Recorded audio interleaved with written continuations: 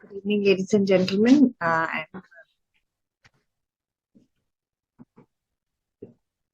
I'm grateful for Dr. Rajiv Sugumaran, Dr. Mini, and Alcon for having me here. Can I be heard?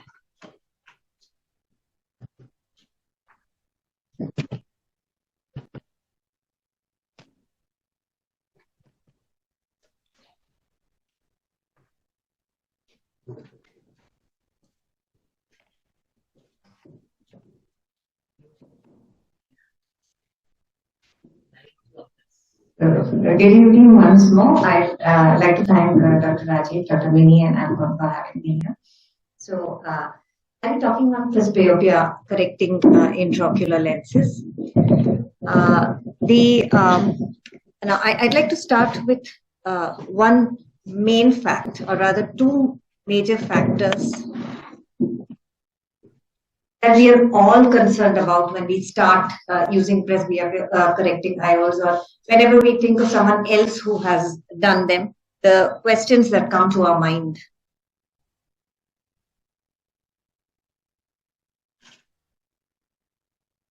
Which is the advance? Okay, I'll advance here. Okay, thank you. Okay. So the first one is the photic phenomenon. That's the glares and the halos. That's what we are most concerned about. So why would you want to give your patient glares and halos? Because they are inherent to any multifocal system because of the increased amount of aberrations that are produced by the system. So this is something I'd like everyone to note, that this is the ratio we are talking about. The amount of glare induced is 5%. Now, this is for any conventional multifocal. I'm not specifically talking about PanOptix or VBT, where it subsequently decreases. So, for any conventional multifocal, according to multiple studies, it is around 5% versus 1 to 2% for a unifocal intraocular lens. Now, 5% is not a small number. It is substantial. And depending on your profession and the rest of the anatomy of the eye, it may affect you really badly. But these are the quantities we are talking about. That's why I just wanted to highlight that. Now, the second is the contrast sensitivity that we always talk about. So it is distinction between two objects under low light conditions is what we call contrast sensitivity. And we have always found that refractive multifocals worsen that. But nowadays, we are working with a diffractive system in most of the presbyopia correcting IOLs, and such change in contrast sensitivity is also very less. Most studies have found that it is comparable to the normal phakic eye. So though there may be a bit more of glare and halos, the contrast sensitivity is definitely comparable to a normal phakic eye of that age. And we know that cataract as such, we have been taught about how you can see multiple moons when you have cataract in there. That is one of the optical aberrations, or how seeing in the night or night driving is very hard for cataract, those who have cataract. So we are getting away from such bad vision to very good clear distance, intermediate and near vision with a minimal amount of difference in halo perception and contrast sensitivity. Now, so this is basically what the platform is. The PanOptix and VBT both are based on the IQ platform with diffractive and wavefront shaping technology right here in the middle. And now at this point, I'd like to emphasize something. Centration of such lenses are quite important. In the sense, you can have a good, well-centered rhexis, a rhexis which covers the intraocular lens from all sides. And then, before you finally close and after you evacuate all the viscoelastics from the bag, both from above and under the IOL, I would like you to make sure of note these two Purkinje images, one from the cornea and one from the lens. So please make sure that you center one over the other. Of course, you have to adjust for parallax, but when you position the lens, the two Purkinje images should coincide, and that should coincide with the center of the lens. So this is how you align and you say that the lens is well centered. So now, what are the basic salient features of, now I'm starting with the panoptics here. So you have exceptionally high light utilization, quite high for any presbyopia correcting intraocular lens. So it is to the tune of around 88%, the amount of light that is utilized by the lens, and only 10 to 12% is scattered. So, and it has optimal performance at all focal lengths. So basically we are talking in multiples of 30. So you have, like you have 30 as your near, then you have 60, and then you have 120, and then you have the fourth one, which is far distant. So at all these ranges, it performs very well. It's very comfortable for near and intermediate range of vision, and that is how it differs very slightly from the EDOFs, or the extended depth of focus lenses. So I'm sure that all of us who have used EDOFs know that after a particular period of time, most of our patients need a near add, and you cannot promise a glass-free vision to the patient, definitely for intermediate and distance, but not for near. So that is how, again, this differs. And it's less dependent on pupil size, unlike the previous intraocular lenses from the same platform. Earlier, the Technis lenses were pupil independent, but now even Panoptics and Vivity are pupil independent. So now, what's the difference between the previous multifocal lenses and this particular lens? So here we're talking about a technology that they have named enlightened, where the light waves are enhanced by the intraocular lens. So now this is the comparison of the old and the new. So basically, we were first taught how apodized was a very important phenomenon by the same company, and now we have been told that non-apodized intake. So that's the main difference, apodization, which happens with the steps of the intraocular lens, and both are diffractive. Now I would like you to know that the central zone is larger in the new lens compared to the previous one, and this has more focal points in small and large pupil conditions. So even for small pupils or larger pupils, the focal points are multiple because the diffractive zone is much larger. So that's why it's independent of pupil size. Now, this is to illustrate how this is a magnified version of what is actually in the lens. So it's not this huge actually. So now this consists of 9 steps. The previous Restore had 9 steps of diffractive gratings here, and whereas this has 15 steps, a larger central area, 2 near adds, one at 3.25, another at plus 2.15 for near and intermediate respectively, and a larger central area along with a larger diffractive zone.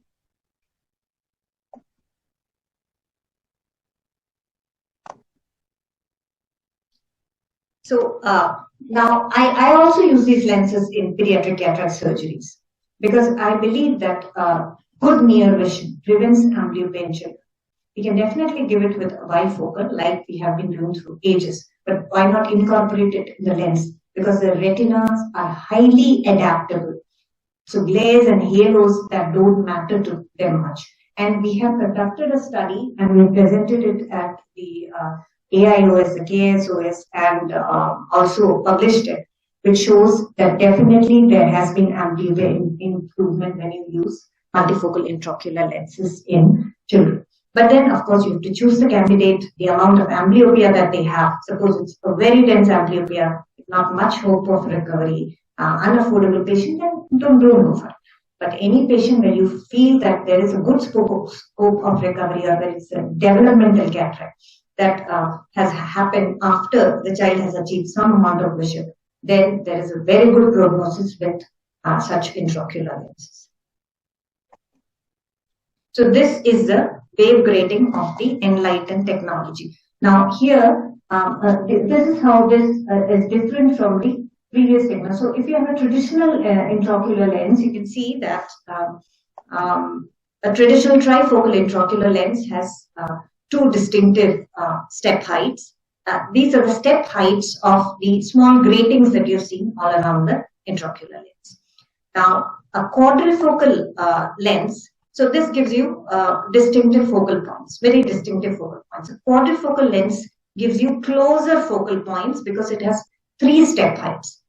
Now, what does this particular lens do? It has actually 4 steps over here, but it redirects the energy from this particular absent step that you see to the distance. So it also has 4 steps, but it redirects energy, the light energy, from the far intermediate to distance. And that gives greater focus for all the remaining steps.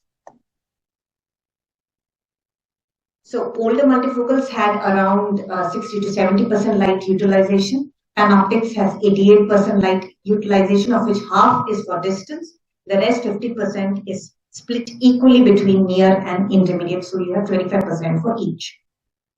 And it is much lesser in competitive lenses like the fine vision Visual and these eyes AT Lisa.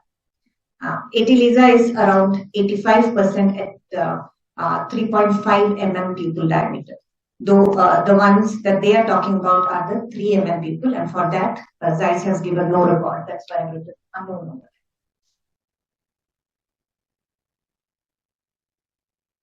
It has a realistic intermediate range because most lenses used to have around 80 centimeters as your, which is slightly more than your arm's length.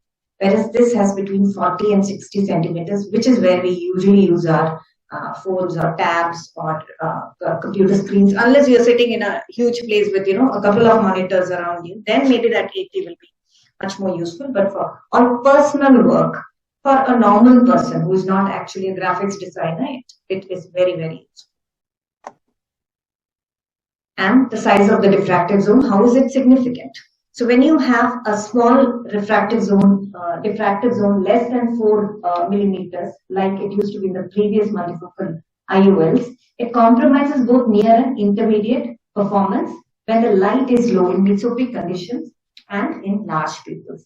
Whereas if the diffractive zone is too large, then it compromises distance vision in mesopic conditions. So this is why this particular number 4.5 that Panoptics has gains importance. So suppose you have a PC rent also, which is not extending in all directions with a lot of loss of vitreous and loss of capsules. Even under those circumstances, you can definitely implant a multifocal lens had you planned for it, provided you have a good capsule all around, or if you can convert your central PC rent into a nice circle. Here you can see that this particular person had a run out of the posterior axis I was trying to create. It has run out in that direction. And fortunately for me, the toric needed to be implanted in this direction. So I was able to place it away from that place where the rent is.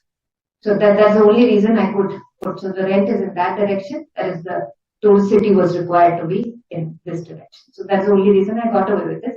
But Panoptics as such, if it's non-toric, you can easily place it in the formations of the bag. It does not rotate like some other platforms and come and fall in through there. It's very stable once you remove the viscoelastic and you make sure that it presses well against the posterior capsule. It does not rotate and it does not move. So that is one typical feature of this platform, basically because of the intraocular lens material. Now these are how the Bagel bench marks for the Panoptics IOL. It's just a gross illustration of how a person sees a Snellen's chart at various distances. And this is what the halo spread is from most of the new multifocals. So according to area under curve, it's AUC that is used. So this restore is around 1. Panoptics is around 1.08. This is 1.18 and so on.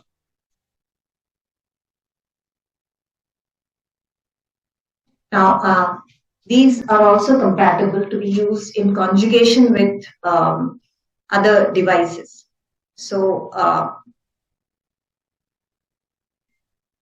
like if you have a CTR or a CTS,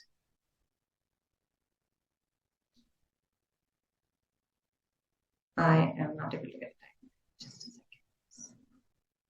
So this was a pediatric dislocated lens, and once this is a very long video, so I wanted to go a bit faster. So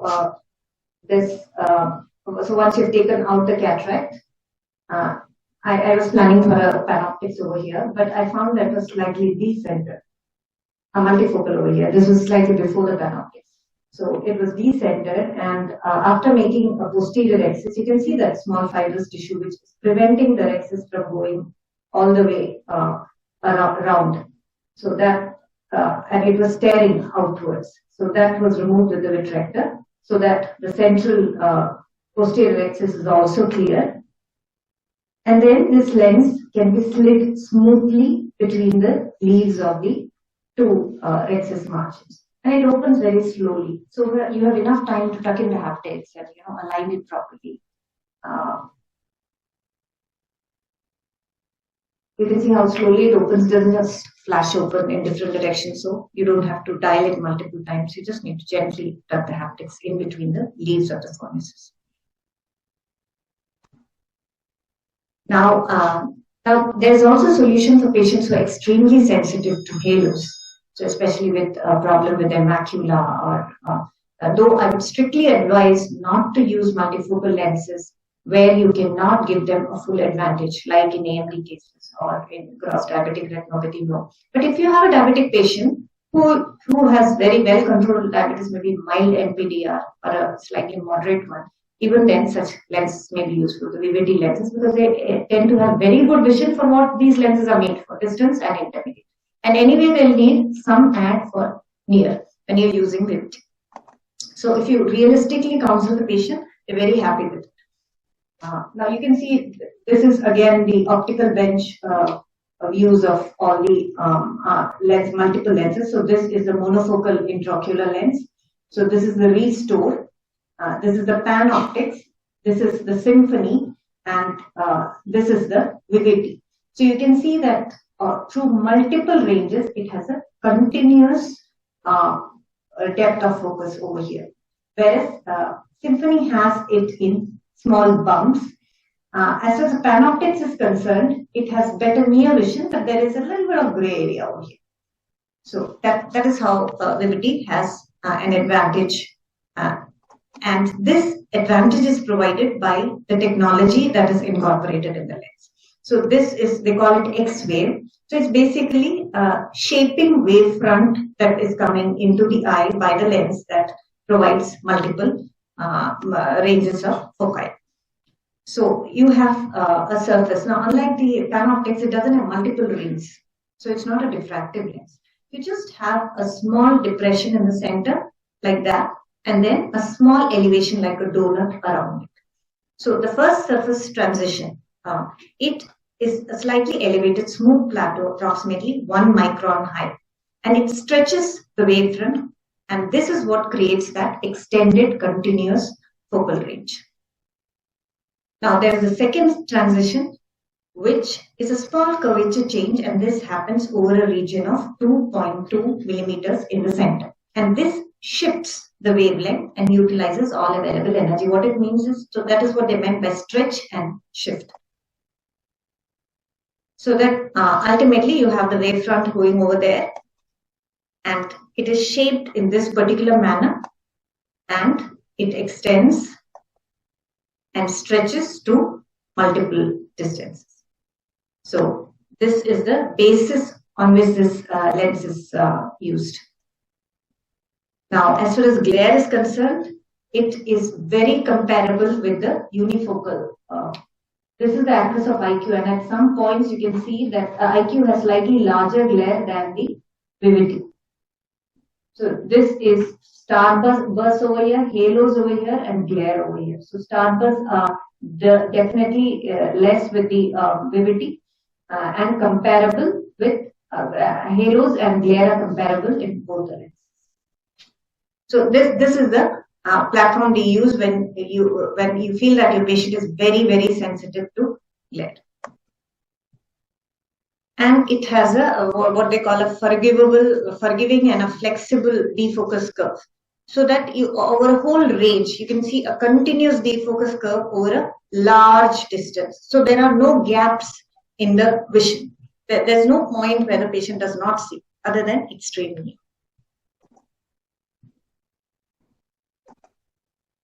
Now, after saying all this, I think these two slides are equally important as the first two.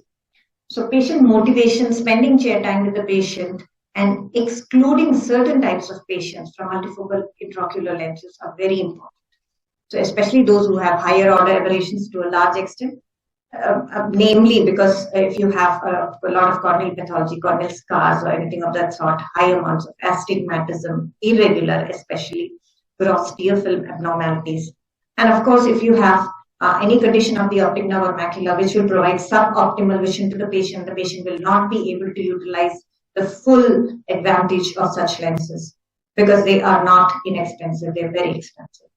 And those with very large pupils or occupational night drivers. So again, that is one set of patients that I'll be very careful.